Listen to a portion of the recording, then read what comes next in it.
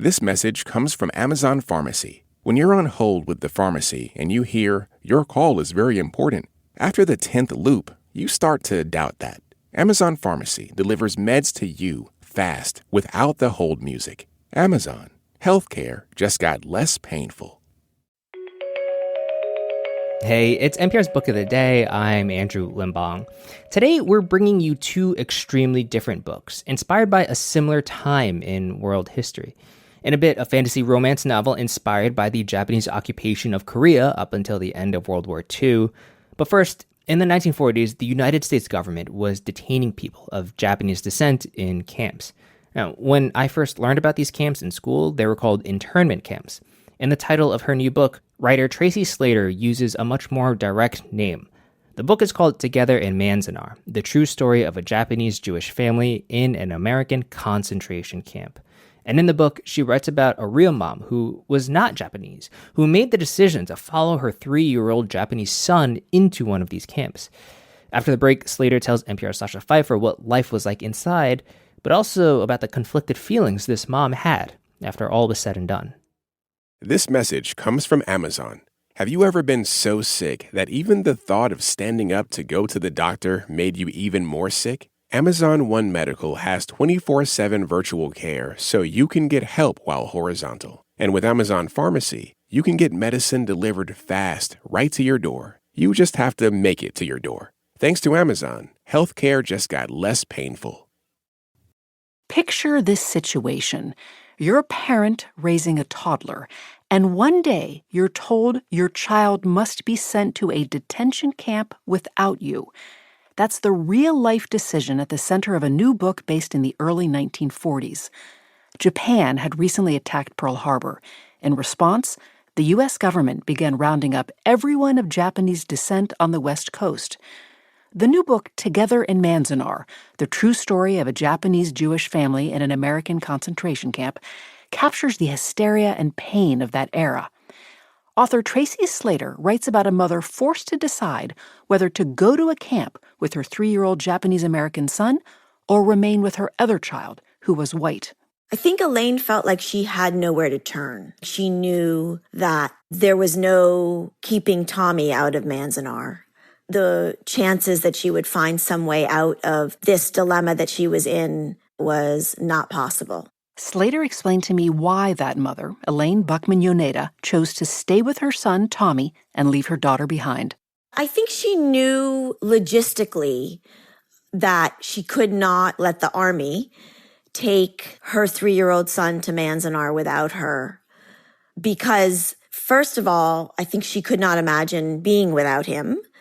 And second of all, he was pretty ill from the time he was born, and she spent much of his 3 years in and out of hospitals with him.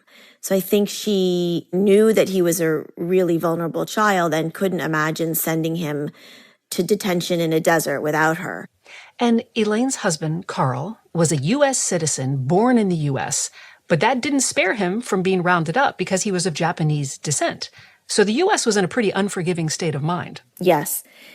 The U.S. mandated that anybody with, in the words of one official, even one drop of Japanese blood, regardless of citizenship status, regardless of age, regardless of health status, must be rounded up and sent to camp. But what about Elaine's son? This is a 3-year-old boy. What threat could a kid pose? Why require children to go as well? There never was any explanation beyond that, and I'm paraphrasing here somewhat.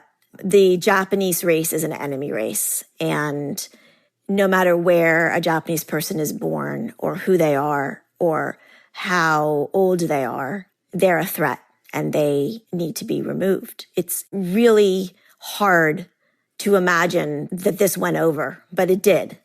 And it resulted in the 120,000 Japanese Americans, about 2/3 of whom were American citizens, being incarcerated in concentration camps. Would you give an overview of what life in these camps was like? It was very, very desolate and very, very unfit for habitation. There was a sewer ditch that ran along a set of barracks and some portable toilets that were pulled back and forth between barracks for people to use and then emptied into the ditch. There was no privacy when toilets were finally built. There could be families of 10 or more squished into these barrack rooms with sometimes another family. There was one sort of heating, I think it was like a stove, and then one sort of naked light bulb. The food frequently made people ill because it's spoiled. The camps eventually close. Elaine and Carl were angry about what happened, and they campaigned for reparations for prisoners. But as they got older, they had mixed feelings about whether they were too compliant, whether they should have pushed back harder. I think it was understandably hard for them to make peace with some of the choices that they made, given that there were no good choices at the moment.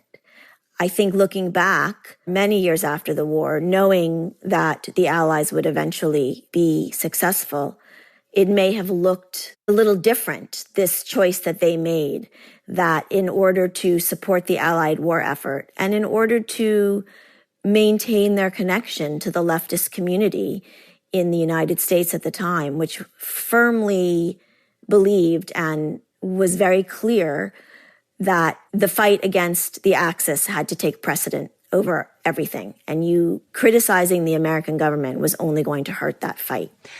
Tracy, you're originally from the Boston area, but for years you lived in Japan with your husband, who's Japanese, like Elaine's husband, and you are Jewish like Elaine.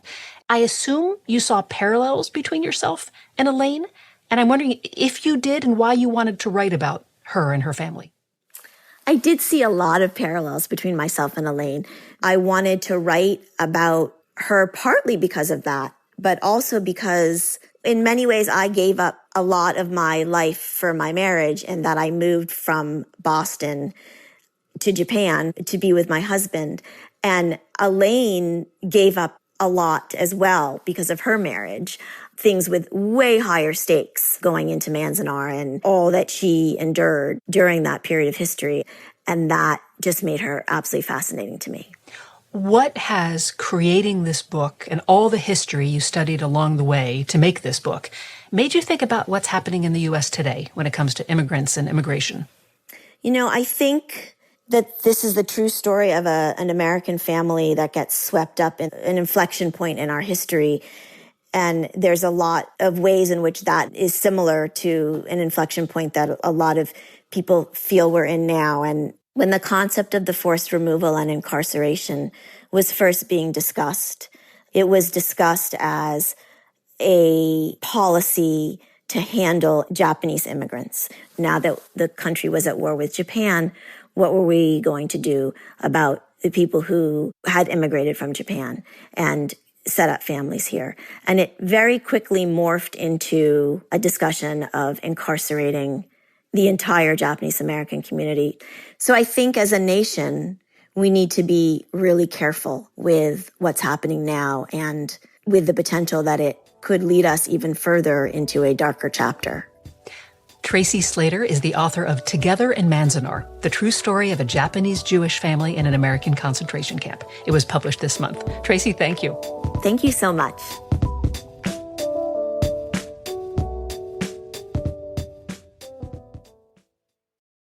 This message comes from Amazon Pharmacy. When you're on hold with the pharmacy and you hear, "Your call is very important," after the 10th loop, you start to doubt that. Amazon Pharmacy delivers meds to you fast without the hold music. Amazon. Healthcare just got less painful.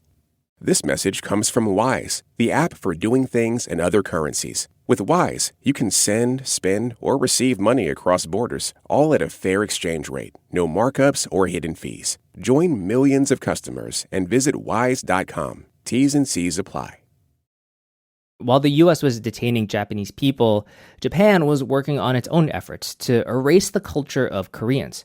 Authors and siblings Julia and Brad Riew took that brutal history and turned it into a young adult fantasy novel rich with forbidden love. Here's NPR's Scott Simon talking with Julia. The Last Tiger is a new novel for young readers that's both a fantasy and a parable, inspired by terrible events. Julia and Brad Riew, sister and brother, remember stories they heard from their grandparents about the Japanese occupation of Korea that lasted from 1910 to 1945. Their book is set in a fantasy land, the occupied Tiger Kingdom.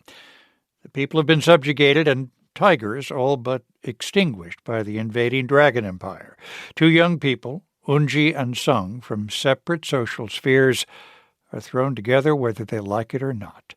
Julia Riew, a composer and playwright, joins us from our studios in New York. Thanks so much for being with us. Hi, thanks so much for having me.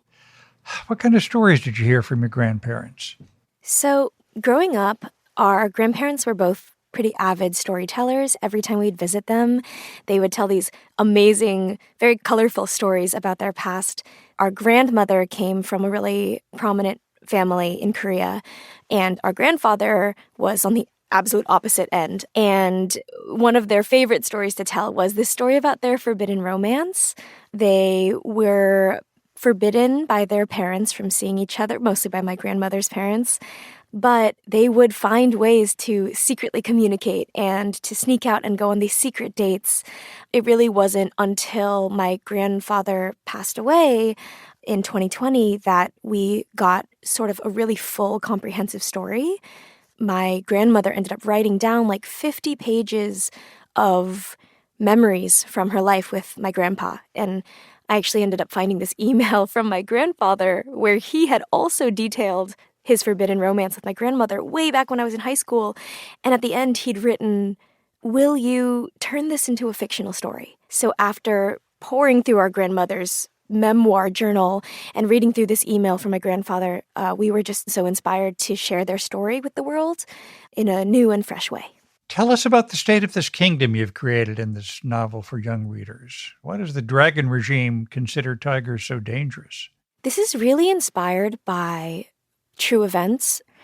During the Japanese occupation of Korea, there was a very clear effort on the Japanese Empire to eliminate Korean culture. That manifested in banning the Korean language, Korean businesses, Korean clothing, and they started hunting down the Korean tigers, which are Korea's national animal, and they actually drove them to extinction. So in our novel, these tigers are really magical manifestations of Korean culture. I think that culture is really the heart and courage and the hope of a people. And so if you can crush someone's culture and if you can erase their history and erase their collective memory, that is when you weaken a people. And so for us in our story, the Dragon Empire is doing this to the tiger colonies just as Japan did to Korea, but there's sort of this more magical spin that we've taken to present this in an accessible and lively and whimsical fantasy world. Let me ask you about your characters, Eunji and Sung, because they're both born in a sense into a life they're expected to live, aren't they? In which there's not much freedom, although one is much more comfortable than the other. Mm-hmm. Yeah. So Sung and Eunji, they are directly inspired by our grandparents. Sung he's a servant and he's yearning for freedom. Eunji is this noble girl who is seeking to escape her destiny. It seems like they come from these opposite worlds where Eunji has everything and Sung has nothing. But in reality, Eunji is very, very trapped in her situation. She's got her entire life essentially laid out for her. And Sung, on the other hand, while he feels like he cannot rise above his stature, he has this loving family and this support and a bit of freedom. They each have something that the other is longing for. And through that, they sort of enter into this reluctant collaboration where they are simultaneously rebelling against the forces that are trapping them. Outside forces end up separating them, which is actually something that happened to my grandparents. Outside forces physically separated them. And in real life, our grandparents found each other again. And in the book, Sung and Eunji also find each other again. But I won't spoil exactly how that happens. You have written this novel, The Last Tiger, with your brother, Brad Riew. Mm-hmm. What's that kind of partnership like? So people ask us this all the time. It's funny because a lot of people are often say, I could never write a book with my sibling. We would argue so much and but Brad and I, while we definitely had disagreements, I think there's something really special about this. This story is a family story, and the two of us as siblings understand each other's brains sort of on another level. Brad really specializes in history and spirituality and sort of these deep resonating emotional moments and description. And for me, with my background in theater, I specialize in plot and character and dialogue and action. And there's no pretense, there's no sort of ego or sugarcoating. We really are able to be very fully honest with each other. And we just honestly had so much fun with it. Brad and I have been collaborating since I was literally born. We used to play storytelling games when I was growing up.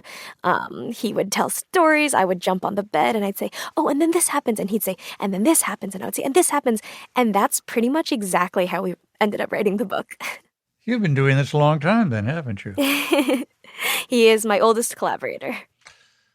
August 15 will be the 80th year since the liberation of Korea from Japan. What are your hopes for Korea today? The country is not occupied, but divided, and a cruel regime prevails in the north. I think we are living in a really interesting moment right now. Really, in the last 10 years, Korea has exploded in terms of media representation and in terms of excitement about Korea. We just saw on Netflix, K-pop Demon Hunters is the #1 movie. It's been really interesting as a Korean American. Brad and I grew up really far away from our homeland. We grew up in St. Louis, Missouri, where we really didn't know many other Koreans. We weren't reading novels that were about Korean people. I think growing up, I didn't even know that stories could be about Korean people because of the context in which we were living. And now things are really, really different. And so I think as authors, our place in this is sharing our story, which is a story about how to find hope when hope is lost and how to find hope amongst the people that are around us. And so the way that we really want to contribute to the time is by sharing stories. And that's what we're doing now, and that's what we'll continue to do. Julia Riew, her new novel written with her brother Brad Riew, The Last Tiger. Thank you so much for being with us. Thank you so much for having me. That's it for this week on NPR's Book of the Day. Let us know what you think. You can write to us at bookoftheday@npr.org. I'm Andrew Limbong. The podcast is produced by Chloe Weiner and edited by Megan Sullivan. Our founding editor is Petra Mayer. The show elements for this week were produced and edited by Todd Muntz, Emiko Tamagawa, Ed McNulty, Michael Radcliffe, Jacob Fenston, Martin Patience, Adriana Gallardo, Ali Schweitzer, Claire Murashima, and Andrew Craig. Yolanda Sanguini is our executive producer. Thank you for listening.